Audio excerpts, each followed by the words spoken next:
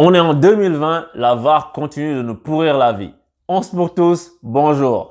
Paris-Monaco, donc très très bon match de la part des Parisiens. Et ça a été différent de ce qu'on a vu lors du 3-3 de dimanche dernier. Parce que déjà les Monégasques, ils étaient beaucoup moins frais.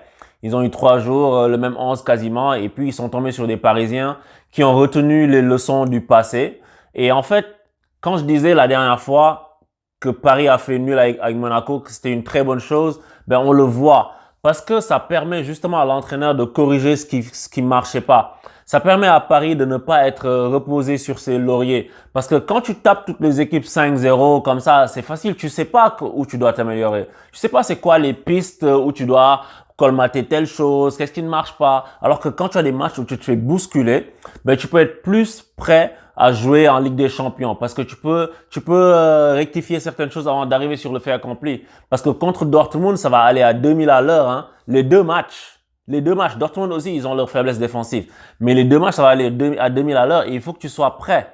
Et c'est ce genre de match-là, comme on a joué dimanche, ça prépare le PSG à pouvoir être plus solide en Champions League. Parce que tu ne peux pas arriver sur le fait accompli et puis venir te faire ramasser un petit but à la con et puis tu es éliminé de la Ligue des Champions et puis nous autres, on souffre après. Tu peux pas nous faire ça, ok? Et en fait, Paris, si tu regardes le match qu'ils ont fait, ils ont réussi à combler les problèmes qu'ils avaient, notamment avec le changement de position de Di Maria d'abord et de Neymar ensuite. Et Di Maria, il a été au four et au moulin.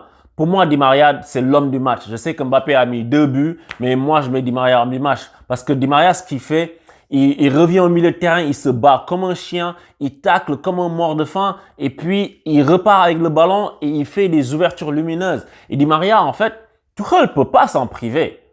Parce que ce qu'il apporte, les autres l'apportent pas. La façon dont il joue, il y a que lui qui joue comme ça. Parce qu'il est un peu à cheval entre, un attaquant et un vrai milieu. Et Di Maria, lui, quand il est positionné comme ça, on voit qu'il vient colmater au milieu quand il fait les efforts, comme aujourd'hui, parce qu'il fait pas tout le temps ces efforts-là. Mais en même temps, Di Maria, il n'a pas été révélé au haut niveau pour ses qualités défensives. On s'entend. C'est juste que le football moderne demande ça. De plus en plus, il y a plus d'intensité, ça part dans tous les sens. Donc, tu es obligé de savoir défendre, même si tu es un attaquant.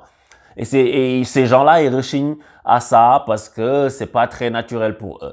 Mais, qui se souvient quand je disais que Di Maria ne sortirait pas du 11?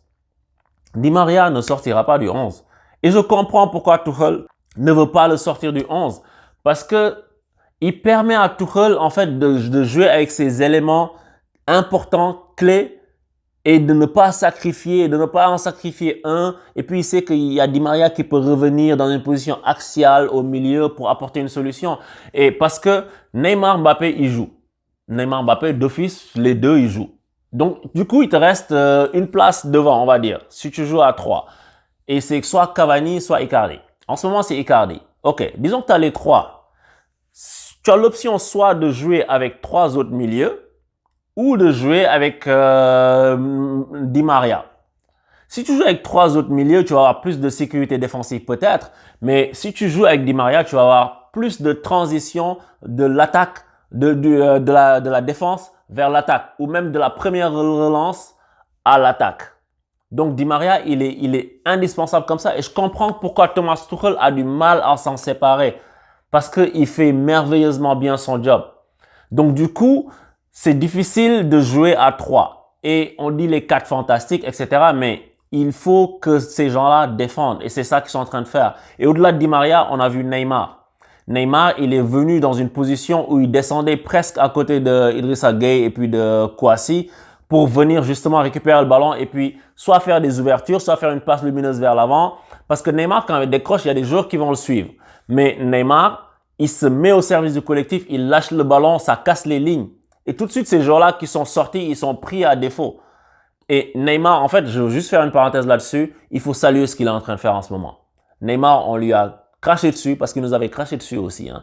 Mais ce qu'il est en train de faire là, j'ai l'impression qu'il est en mode football. Il est en mode, ok, je baisse la tête et je travaille pour l'équipe. J'espère qu'il ne sera pas blessé février, mars, machin, avril, même voire plus si affinité. Parce qu'on a besoin d'un joueur comme ça. C'est la star de l'équipe pourtant. Et puis, en ce moment, c'est lui qui fait le plus d'efforts défensifs. Entre lui et Mbappé, c'est lui qui fait le plus d'efforts. Donc, il faut lui reconnaître ça. ça. Et il a une qualité technique, il est exceptionnel ce joueur. Donc, s'il se concentre sur son football, on va réussir à faire quelque chose de grand à mon avis. Surtout si on a nos joueurs offensifs qui sont en train de défendre comme il faut. Défendre comme il faut, être dans l'animation défensive. Parce qu'encore une fois, ce que je disais, 4-4-2, 4-4-3, 3-5-2, machin chouette. Le plus important au football, c'est pas le système. Le système est une image figée à un instant où on monte la compo d'équipe. C'est ça le système. C'est l'animation soit offensive, soit défensive qui fait la différence. Parce que c'est comme la différence entre planification stratégique et stratégie. Tu peux avoir ta planification, ton beau truc, ton beau plan, etc. Mais au fil du temps ou bien au fil des situations, tu t'adaptes. C'est ça la stratégie. Il faut que tu sois flexible sur certaines choses.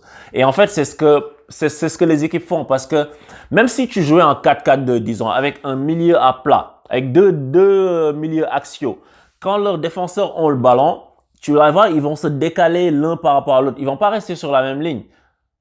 Et ce qui est logique d'ailleurs, parce qu'il faut se décaler pour créer des lignes de passe, pour que si l'autre lui fait la passe, si les adversaires pressent ici, l'autre peut être un peu décalé, on peut lui donner le ballon, ça c'est normal. Et ça se retrouve dans tous les compartiments du terrain. Tu vas distinguer ces systèmes-là de 4-4-2, de 4-3-3, etc. Souvent quand l'équipe adverse a le ballon et puis qu'ils sont en train soit de la ressortir, ils sont en train de se faire la passe entre le défenseur axial, latéral, machin, ou bien le gardien fait la passe quand ils sont pas pressés, bien sûr. Et puis, tu vas voir l'autre équipe qui va être là, tu vas pouvoir visualiser les lignes. Mais une fois que les choses vont bouger, les lignes bougent aussi. Donc, le système, il est important pour avoir des idées claires de où on va, mais c'est l'animation qui va montrer ce qu'on fait. Et ça, c'est l'animation que le coach met en place au départ, mais c'est aussi surtout influencé par la configuration du jeu à l'instant T. Parce que à un instant donné, le ballon il va être dans une position X et l'adversaire va être dans une position donnée aussi. Et ça influence le jeu aussi. Ça fait que les joueurs, ils vont être plus portés à faire telle chose que telle autre chose. Et après, il suffit que les joueurs, vu qu'ils sont intelligents, de toute façon, le football, c'est de l'intelligence en mouvement. Il y a des gens qui pensent que les footballeurs sont des abrutis. Oubliez ça. Tu vois? Donc, l'équipe va pouvoir coulisser et puis colmater les brèches en fonction de comment le jeu se déplace. Donc, le système, c'est la base, mais l'animation, c'est le plus important. L'animation est toujours au-dessus du système. Après, tu as toujours un joueur de génie ou deux qui peut faire une différence de malade mental à laquelle tu t'attends pas. Donc, Monaco s'est fait dominer. Monaco n'a pas réussi à sortir de son camp. Monaco a été bloqué dans sa zone. Et même s'ils ont été dangereux au tout début, ils auraient pu marquer par des actions qu'ils ont eues. Gelson Martin, mais on a eu un très, très grand Keylor Navas. Et c'est ça, les grands gardiens. Les grands gardiens, ils sont là, ils te sortent une épine du pied, ils te font 2-3 arrêts dans le match, dans des moments clés. Et puis, les joueurs doivent faire le taf. Le reste, tes joueurs offensifs, s'ils font le travail, ce que ton gardien a fait, ça va être bonifié, comme c'est en train d'être le cas. Et il te faut un grand gardien pour ces choses-là, parce que Monaco aurait pu marquer, ça aurait pu être différent au début du match. Mais après, ils n'ont pas pu faire une bonne relance pour pouvoir trouver leurs attaquants ensuite, parce qu'après, avec un Fabregas qui était dans une position beaucoup plus avancée par rapport à dimanche dernier, où il était plus proche d'un Ben Yedder, Monaco était souvent dos au jeu et puis ils avaient l'obligation d'aller vite pour pouvoir trouver leurs attaquants sur du jeu direct. Et qui dit jeu direct, dit jeu moins précis en général. Parce que tu peux avoir des gens qui sont techniquement de ouf, mais techniquement, ils n'ont pas su faire ce que demande le jeu ultra direct. Et ce qui est normal, parce que du jeu direct, tu as moins le temps de penser, tu as moins le temps d'être précis, etc. Donc, ils n'ont pas pu faire ça et ça leur a porté préjudice. Ensuite, ils ont été contraints par le PSG de jouer très bas, à l'image d'un Keita Baldé qui a joué latéral gauche pendant toute la première mi-temps. Parce que Dagba, il était très haut et puis il l'écartait et il obligeait Keita Baldé à venir défendre avec l'autre, le vrai latéral gauche monégasque qui rentrait dans l'axe pour faire un troisième défenseur central et Keita Baldé qui fait quelque chose qu'il ne sait pas faire et ça l'énerve d'ailleurs, tu le vois. Mais ils étaient obligés. Et de l'autre côté, tu as Kurzawa qui montait mais qui n'était pas aussi haut que Dagba sur le terrain pour que Paris justement garde ses sécurités par rapport au match dernier par exemple. Parce que il faut anticiper sur la vitesse de Gelson Martins aussi, que si les Monégasques récupèrent le ballon, tu vas avoir le gegenpressing, le contre-pressing déjà des joueurs parisiens qui se situent dans la zone, mais aussi Kurzawa qui va venir pour fermer, pour empêcher le départ en flèche de ce joueur-là. Donc c'est pour ça que pour faire l'équilibre, tu avais un peu Dagba comme ça et puis Kurzawa de l'autre côté un peu comme ça.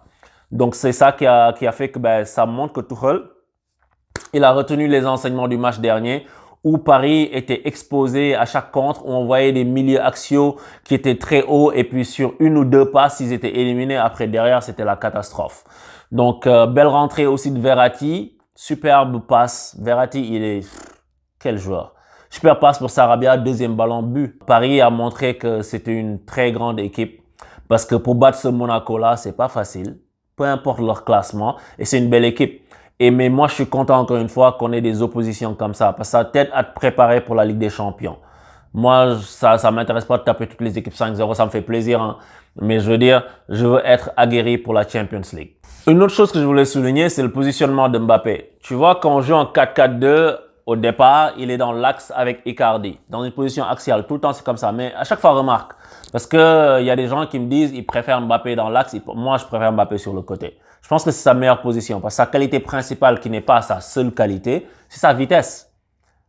Il est intelligent, il est techniquement très bon, mais pour qu'il fasse les différences qu'il fait, tu l'as vu d'ailleurs, quand il recevait le ballon, il se mettait de 3/4 face au jeu et puis il recevait le ballon, il accélérait pour déposer les monégasques. Les actions, il a amené du danger, il venait du côté à chaque fois. Parce que c'est ça son jeu à Mbappé.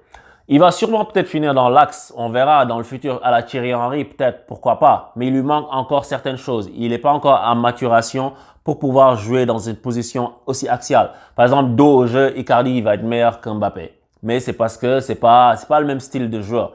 Donc pour l'instant, il nous apporte beaucoup plus sur le côté. Mais encore une fois, comme je dis, c'est pas des choses figées. Le coach, il va dire 4-4-2, les mecs vont être 4-4-2 sur la feuille, mais après, ça va bouger en fonction des situations, en fonction du déplacement naturel du joueur, son aptitude, et puis comment il se sent, quand il reçoit le ballon, comment il accélère, etc. Ça joue, les combinaisons. Je trouve que des fois, on a trop insisté pour passer dans l'axe, mais ça a payé quand même avec la qualité technique et puis des monégasques qui étaient pris à la gorge un peu. Monaco PSG 4-1 pour les Parisiens. Donc on espère voir des matchs comme ça plus souvent où, je parle surtout du match de dimanche, où ça souffre un peu, mais ça permet de réfléchir pour trouver des solutions. Et encore une fois, 4-4-2, 4-3-3, 3-5-2, tout dépend de comment les joueurs se comportent sur le terrain. Et s'ils continuent à être solidaires, à jouer en équipe, comme disait justement Mbappé, qui disait que nous parlez pas des 4 fantastiques, il faut qu'on défende, nous autres qui attaquons, parce qu'on joue à 11. C'est bien de le dire, mais c'est mieux de le faire. Et puis il a dit, on en est conscient. C'est une très bonne chose. Et il a dit qu'on verra sur plusieurs matchs, pas juste sur 2-3 matchs. Et j'aime entendre ça. Ça, il a très bien dit. Je suis content de l'entendre dire des choses comme ça. Donc, ça veut dire que les gars, ils sont conscients que pour aller très loin dans les Champions League, ça se joue à 11. Ça se jouera pas à 9 ou à 7 ou à 8. Donc, 11 pour tous. Je vous dis à bientôt pour de nouvelles analyses. Abonnez-vous, activez la cloche, cliquez. Merci à tous ceux qui nous rejoignent sur la chaîne. Je vous dis à bientôt. Ciao!